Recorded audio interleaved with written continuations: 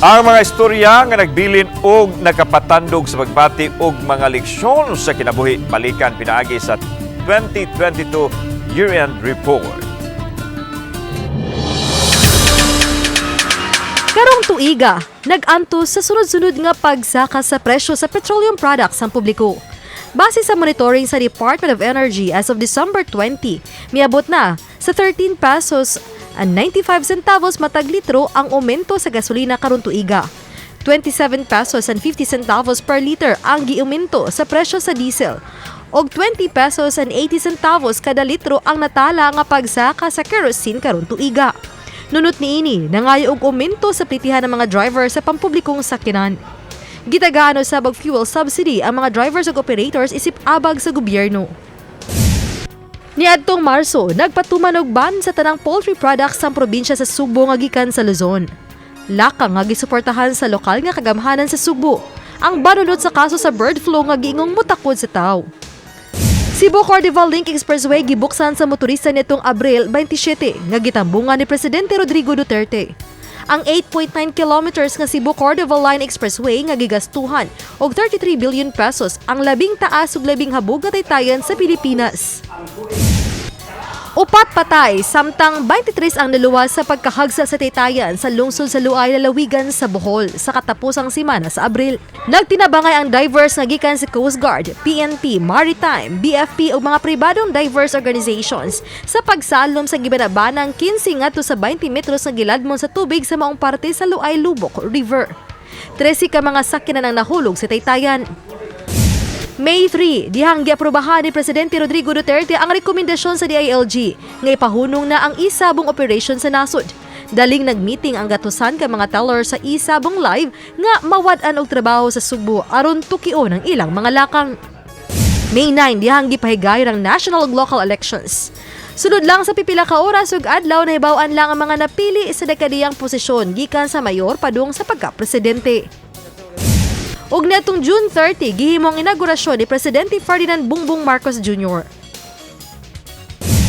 31 pesos nga aumento sa suhulan sa Central Visayas gipatuman sugod netong June 14. Subay niini nahimo na nga 435 pesos ang minimum wage sa mga trabahante nga naa sa Class A. Pipila ka mga kawani sa Barangay Kamputhaw, Cebu City nga papauliay na sa Subo ang apil sa natanggong sa eroplano sa kauluhan nitong Hulyo. Nagsugod ang problema dihang nakasinati og init ang mga pasahero. Humanwa dayon makalupad ang eroplano nga naa sa runway.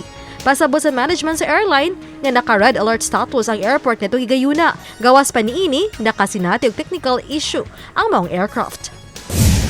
Niadtong Agosto, nabutang sa kontrobersyang usa ka tourist destination sa Bohol.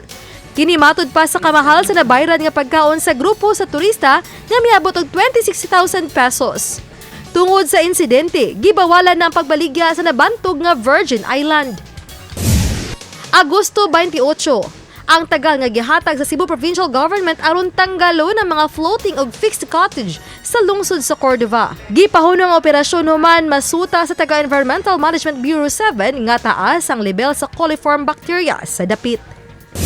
Sa hinapos nga quarter sa 2022, 4,203 katrabahante sa MEPS ang nawad-an og trabaho human mipatuman og retrenchment program ang 5 ka mga apparel companies. Matud sa MEPS, ang pagpanaktak resulta sa nasinating global crisis nga nakaapekto sa mga kumpanya. Opisyal nga gipasigaan ang aesthetic light and sound show sa pamusong taytayan sa San Juanico Bridge nga nagkonekta sa isla sa Leyte ug Samar.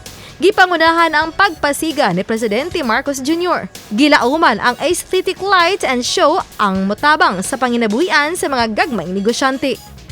Oktubre 23, dihang nag-overshoot ang usa ka eroplano gikan sa Incheon Airport sa Mactan Cebu International Airport. Ang insidente may resulta sa cancellation sa mga flights sa Mactan Cebu Airport ug nakamugna og dakong damage sa landing lights. Sa Negros Oriental, Gobernador Pride Henry Teves nanaog sa Kapitulyo, subay sa kamanduan sa Comelec Inbank, pagproklamar ni Roel Digamo nga gobernador sa probinsya. Mikanaog si Teves human wala makakuha ang iyang kampo og restraining order sa Korte Suprema. November 3, dihang gisugdan sa pagguba ang dulaan sa 200 ka mga panimay sa Lot 973 sa Sitio San Miguel, Barangay Apas, Dakbayan sa Subo. Nagkatensyon dihang gisugdan ang demolition sa lugar.